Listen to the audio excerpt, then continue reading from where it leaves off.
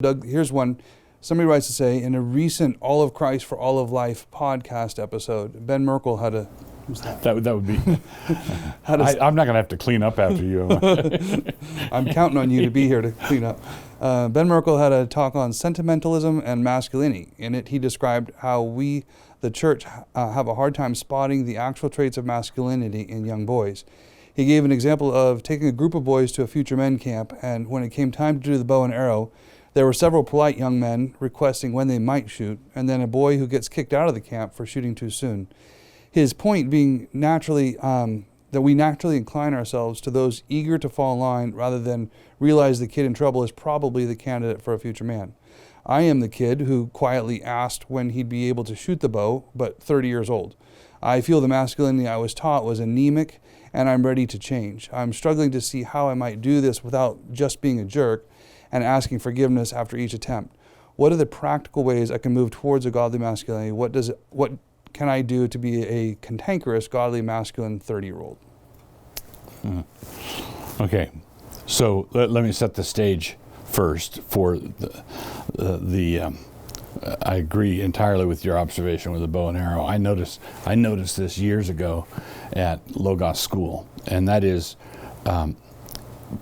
piety in girls, genuine piety, the real thing, piety in girls, and piety in boys, genuine piety, not the false thing, look very different. And piety in girls is institution friendly. Okay, if you've got a bunch of godly girls, they're not going to be making life hell for the principal or the superintendent or the teachers. They're going to be leaving encouraging notes in one another's lockers. They're going to be picking up after themselves. They're going to be, how can I pray for you? And you looked a little down this morning. And right, you know, that's true. That's true godliness, but it's the kind of godliness that an institution can see, recognize, and appreciate.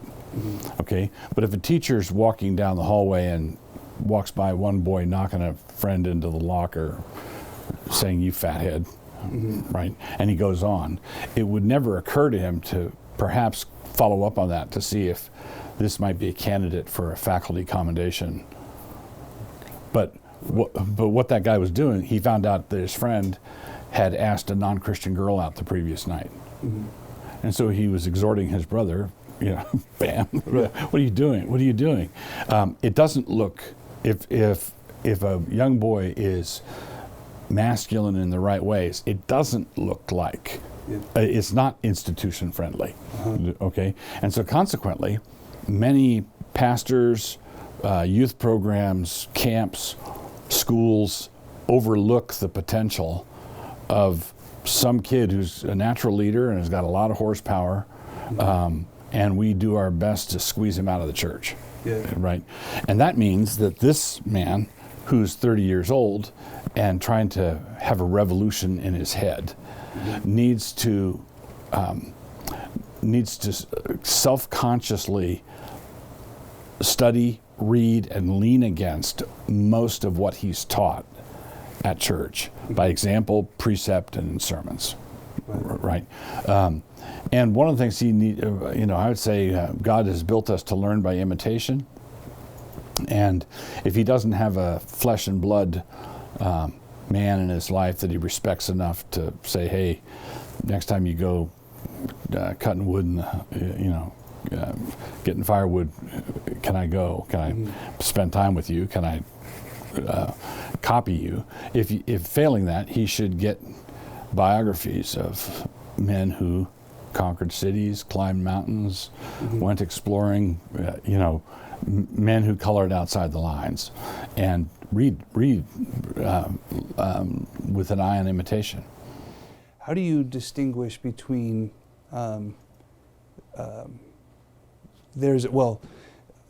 I do think that our world right now really feels the absence of a masculinity, and therefore compensates with an over-the-top kind of fake masculinity.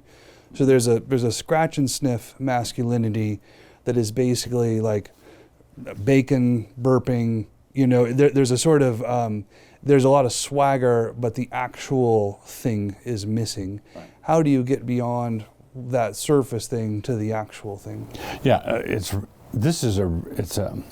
on one level, it's the distance between the sky and earth, heaven and hell. Mm-hmm. And in other ways, there are subtleties involved. So I've defined masculinity as the glad assumption of sacrificial responsibility. What can I do? How can I serve? How can I make this better? That's a glad assumption of sacrificial responsibility. There are some people who think they're doing that, but what they're doing is taping a kick me sign on the back of their shirt. Yeah. Right? And so they call it servant leadership. So I will let all the women in my life tell me what to do, and I will call it servant leadership. I tell you what, why don't you call it servant lordship? Why does nobody call it servant lordship? Mm-hmm. Because that might indicate that you might actually have to make a decision for other people on behalf of others. And so, you don't want to substitute swagger, the sizzle for the steak. You want the masculine steak, not the masculinist or machismo sizzle. Mm-hmm. Right? That's very, very true. But if you have the real thing, there will be indicators, stereotypical things that that people can see and respond to.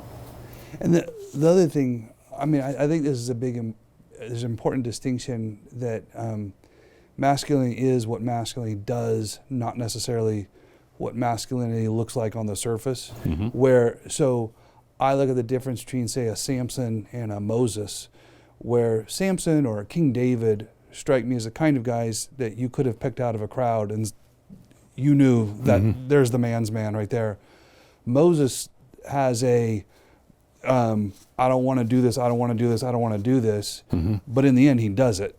Right. And it doesn't matter how much angst you have to go through. Some people they hear the gunfire, they run towards it without having to think. Mm-hmm. Some people have to wrestle with all their little inner demons before they run towards the gunfire, but they both run. Right. And that's the part. I think there are a lot of guys who, the fact that they've got those inner demons and all that angst that they've got to work through, make them think that they're not doing what they're supposed to do. But Moses did it in the end. Right. Moses did it.